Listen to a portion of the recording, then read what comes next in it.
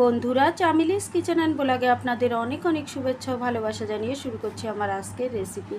দেখেন বন্ধুরা, আমি আজকে আপনাদের একটা নতুন রেসিপি বানিয়ে দেখাবো। তার জন্য জিরে, আদা, রসুন আমি এখানে নিয়ে নিয়েছি ব্লেন্ডার মেশিনের বাটিতে। এবার ওটা ব্লেন্ড করে নেব। এদিকে আমি দুই টুকরো গরুর মাংস দিয়ে দিলাম।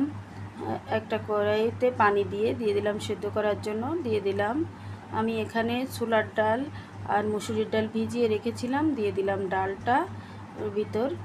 দেখেন বন্ধুরা, এখন মাংসটাও দিয়ে দিলাম। এবার দিয়ে দিচ্ছি দুইটা মাঝারি সাইজের আলু কেটে রেখেছিলাম, আলুটাও দিয়ে দিলাম পানির ভিতর। আমি এটাকে একটু সেদ্ধ করে নেব যাতে কাঁচা গন্ধটা না থাকে।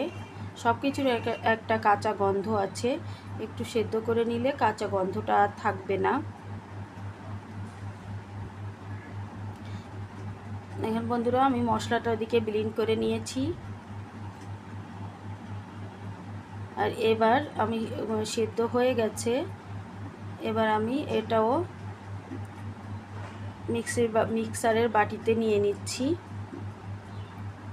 ডাল, আলু আর মাংস, এখানে 2-3 পিস গরুর মাংস নিয়েছি।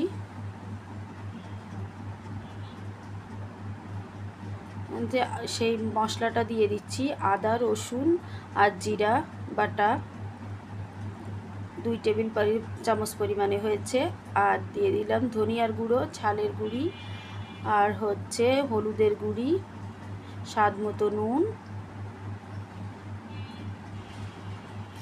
একটু গরম মশলার পেস্ট, গরম মশলার গুঁড়ি দিয়ে আমি বেটে নিয়েছি। দেখেন বন্ধুরা, এবার তুলে নিচ্ছি।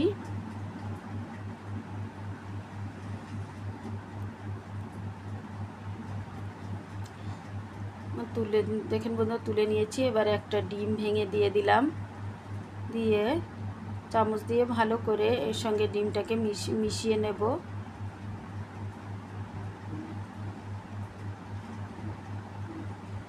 এই 3 টুকরো মাংসে পুরো ফ্যামিলির একটা সুস্বাদু এবং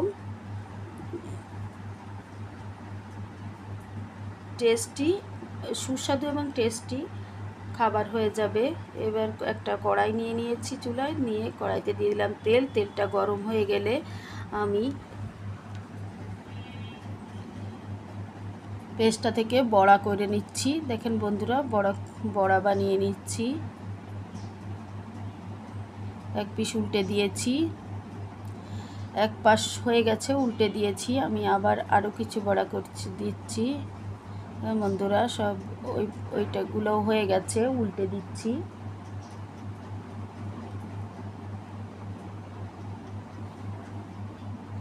এই বড়াটাকে আপনারা শুধুও খেতে পারেন।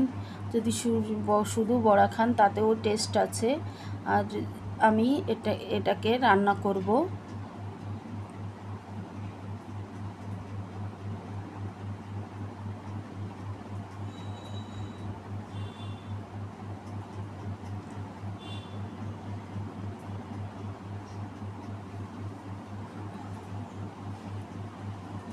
দূরে আমার সবগুলো বড়া ভাজা হয়ে গেছে।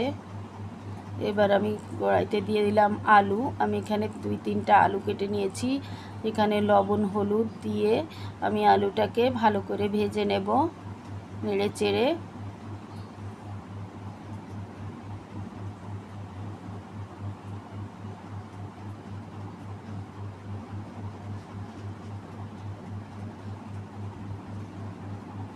বন্ধুরা, আমার আলুটা ভাজা হয়ে গেছে, আমি তুলে নিচ্ছি আলুটা। আমি লাল লাল করে আলুটাকে ভেজে নিয়েছি।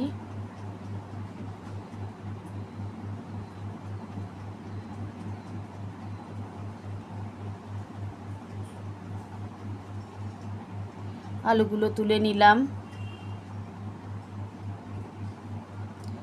এবার কড়াইতে আরও একটু তেল দিয়ে, না এখনও দিইনি, পেঁয়াজ কুচি আর তেজপাতা, 2 টুকরো তেজপাতা দিয়ে দিলাম। দিয়ে আমি ভালো করে নেড়ে চেড়ে ভেজে নেব। পেঁয়াজটাকে আমি ভালো করে নেড়ে চেড়ে ভেজে নিচ্ছি। আরও একটু তেল দিয়ে দিচ্ছি। এবার দিয়ে দিলাম যে মশলাটা বেটে রেখেছিলাম, সেই মশলার অর্ধেকটা দিয়েছি বড়ার ভেতর, আর অর্ধেকটা দিয়ে দিলাম রান্নার সময়। ধনিয়ার গুঁড়ো, ঝালের গুঁড়ি, পরিমাণ মতো হলুদ, সব 1 চা চামচ ধনিয়ার গুঁড়ি, 1 চা চামচ ঝালের গুঁড়ি, পরিমাণ মতো হলুদের গুঁড়ি, আর স্বাদ মতো নুন দিয়ে দিলাম। দিয়ে নেড়ে চেড়ে মশলাটাকে ভালো করে কষিয়ে নেব।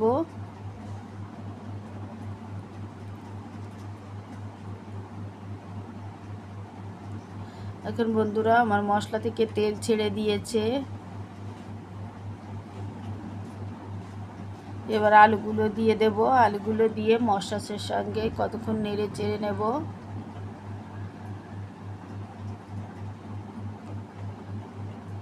এবার দিয়ে দিলাম পানি।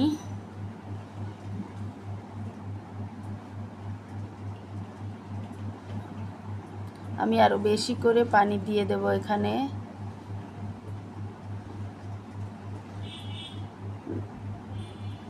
দেখেন বন্ধুরা, আরও পানি দিয়ে দিয়েছিলাম অফ ক্যামেরায়। এবার আমার তরকারি থেকে বলক উঠে গেছে। আমি বড়াগুলো একে একে সব দিয়ে দিচ্ছি।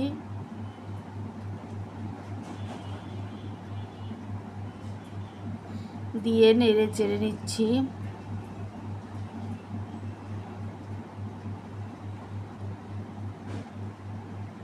দেখুন বন্ধুরা, আমার তরকারিটা হয়ে গেছে প্রায়। আমি এখানে গরম মশলার গুঁড়ি দিয়ে নিলাম।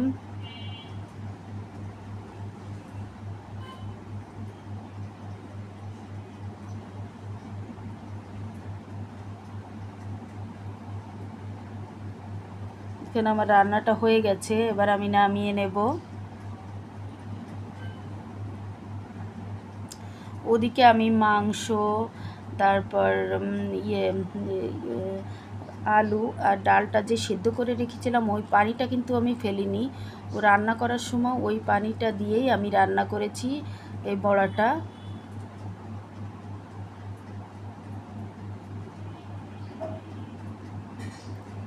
দেখেন বন্ধুরা, কত সুন্দর কালার এসেছে, খেতেও খুবই মজার হয়েছে।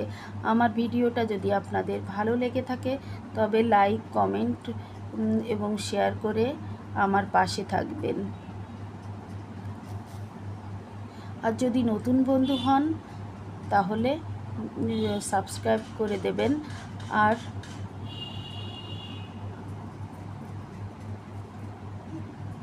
নতুন বন্ধু হলে সাবস্ক্রাইব। দেখেন বন্ধুরা, কত সুন্দর হয়েছে কালারটা। আজ এই পর্যন্তই। আল্লাহ হাফেজ।